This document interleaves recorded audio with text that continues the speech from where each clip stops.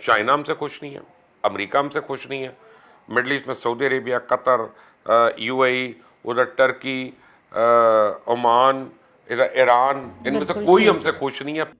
जो तमाम जर्नलिस्ट तंजीमें हैं यहाँ पर पाकिस्तान में, जितनी भी जर्नलिस्ट तंजीमें हैं वो सब इकट्ठी हो गई हैं इस वक्त, और सब ने ये कहा है कि उनको स्टैंड लेना चाहिए। तो मेरा ये ख्याल है कि अब हमें आज से जो नज़र आएगी चीज़ वो ये है कि उसके ऊपर स्टैंड लिया जाएगा, और हामिद मीर और जितने भी जर्नलिस्ट हैं वो ये कहेंगे कि नहीं, उनका प्रोग्राम बंद नहीं होना चाहिए और उनको अपना प्रोग्राम करना चाहिए। अच्छा, जहाँ तक शाह महमूद कुरैशी का सवाल है ना, ये ना 3 में है ना 13 में है।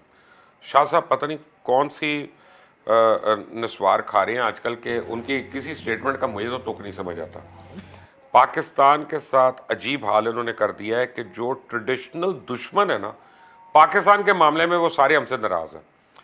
चाइना हमसे खुश नहीं है, अमेरिका हमसे खुश नहीं है, मिडल ईस्ट में सऊदी अरेबिया, कतर, यूएई, उधर टर्की, ओमान, इधर ईरान, इनमें से बिल्कुल कोई ठीक। हमसे खुश नहीं है। पता नहीं अगर फॉरेन मिनिस्ट्री बंद कर दें या शाह महमूद कुरैशी को सैक कर दें तो शायद आधे मुल्क तो नेचुरल तरीकों से हमारे दोस्त बन जाएंगे जो पहले हमेशा रहे हैं। ठीक है। और मैं वो हमसाया मुल्कों से वो अच्छे ताल्लुकात चाहते हैं, तो ज़रा बताएं उस ज़मन में कर क्या रहे हैं वो, उन्होंने किया क्या है कि वो ये स्टेटमेंट के अलावा कि 3 साल में कि जिससे पता चले कि इसी हमसाया मुल्क से, अफ़गानिस्तान हमसाया, उससे जंग हो रही है जी। इंडिया हमसाया, ताल्लुकात आपके सामने है, ईरान हमसाया, आपने अपनी गैस पाइपलाइन और रेलवे ट्रैक रोका हुआ है, ठीक है ना, और हमसाया कौन है आपका?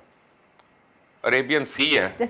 अगर उधर मछलियों से दोस्ती करनी है तो करें शाह साहब जाके फिर अपना, वो तो मुझे समझ नहीं आता। इन्होंने कभी सारी उम्र काम नहीं किया शाह महमूद कुरैशी ने, ना इन्होंने नौकरी किया ना इन्होंने बिजनेस किया, इनका आपको पता है जरिया है मुआश कुछ और है। हाँ जी, तो भाई साहब को पता ही नहीं कि दुनिया चलती कैसे है। सही कह रहे हैं आप। जैसा बॉस हो ना तो इंसान को समझ आ जाती जी है। जी, अल्लाह रहम करे। अच्छा, बहरहाल जहाँ पे हम सायों की बात कर रहे हैं तो वहाँ पे हम लेट्स टॉक अबाउट इंडिया। 1947 के बाद पहली दफ़ा इंडिया की जो इकॉनमी है वो 7.3% तक कॉन्ट्रैक्ट हो गई है। सो इस दफ़ा कहा जा रहा है कि इस दफ़ा इनकी जो इकॉनमी है वो वी शेप में नहीं करेगी, लाइक रीशेप नहीं होगी। हाँ जी, मतलब it's not gonna go up like that. So I mean यार हमारे पेट में इंडिया का मरोड़ क्यों उठ रहा है? हम अपने मुल्क को जरा देख लें, हम झूठे फिगर दे ही जा रहे हैं कि 3.8 4.8 हो रही है हमारी जीडीपी, मैं तो सुन रही हूँ हमारी बहुत अच्छा है। जीडीपी। आईएमएफ क्या कह रहा है 1.3, वर्ल्ड बैंक क्या कह रहा है 1.4, बाकी मालियाती इदारे क्या कह रहे हैं। तो हम झूठ बोल रहे हैं ना यार, हम फिगर फजिंग कर रहे हैं ना। हम लोगों से उधार मांगते हैं, वो उधार आता है हमारे अकाउंट में और उसके बाद कहते हैं कि मेरा बैलेंस इतना नहीं, बढ़ गया। बट आपने लास्ट टाइम कहा था मैं कि ये कह रहा हूँ कि इंडिया को जाए खसमानू खाए, ठीक है ना। उनकी है। इकोनॉमी अच्छी होती है, नहीं अच्छी होती, ठंडे कुएं में गई वो। ठीक है। मुझे पाकिस्तान में दिलचस्पी है।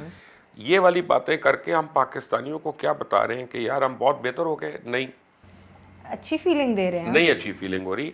आप किसी के मरने से अच्छी फीलिंग नहीं होती, अपना अच्छा करने से अच्छी फीलिंग होती है। हमारे इकोनॉमी के फिगर्स फज्ड हैं, ये सच बोले और लोगों को बताएं। आप ऐसा करें ना, आप यहाँ पे आई हुई हैं, यहाँ पे बार टमाटर लीजिएगा जी। और अपने घर डीएचए में जाके लीजिएगा, और जाते जाते कल कोई समन के घर के बाहर टमाटर लीजिएगा, तीनों जगह रेट डिफरेंट होगा। बिल्कुल होंगे। तो किसकी इकोनॉमी सही चल रही है और किसकी गवर्नेंस सही चल रही है? आप सही कह रहे हैं, लेकिन मैंने सोचा कि चलो दिल की तसल्ली के लिए ख्याल अच्छा है।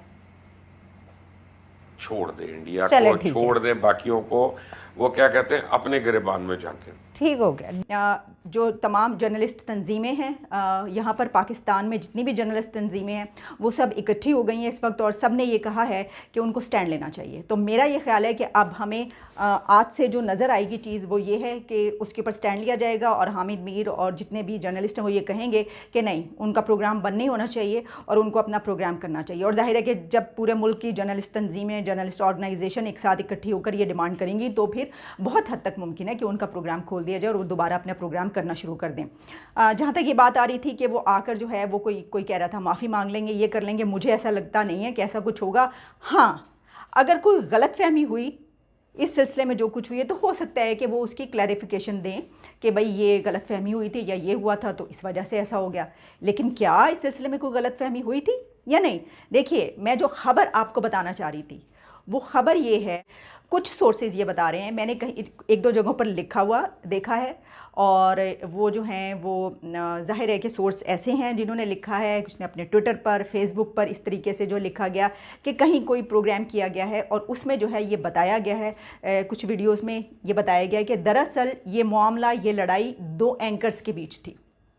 ये दो एंकर्स के बीच लड़ाई है, और इस लड़ाई में से पहले असद ने कुछ ऐसे बातें की, कुछ ऐसे प्रोग्राम्स किए कि जिसमें एक ऐसे एंकर का नाम लिया गया और उनके ऊपर ये तनकीद की गई कि दरअसल ये एजेंसीज़ के पेड हैं, ये एजेंसीज़ के लिए काम करते हैं, ये अपना जो भी प्रोग्राम करते हैं, अपना जो कुछ भी करते हैं, क्योंकि वो एंकर भी एक टेलीविज़न चैनल से मुंसलिक हैं, तो वो जो भी प्रोग्राम करते हैं दरअसल वो एजेंसी इसके कहने पे करते हैं, ये आईएसआई के बंदे हैं। इस तरह की बातें की गई, उनका एक नाम भी रखा गया, और जाहिर है कि जो तनकीद इस तरह की गई जो बहुत ही ज़्यादा उनको बुरी लगे, और उसके तनकीद हुए वो वाली जो तनकीद है जिसके बारे में कहा जा रहा है, उसको, उस तनकीद को, वो जो इल्ज़ामात उनके ऊपर लगाए गए थे कि एजेंसीज़ के बंदे हैं, ये उनके कहने पे प्रोग्राम करते हैं, ये वगैरह, उसके बाद जो है कुछ ऐसा भी कहा गया था कि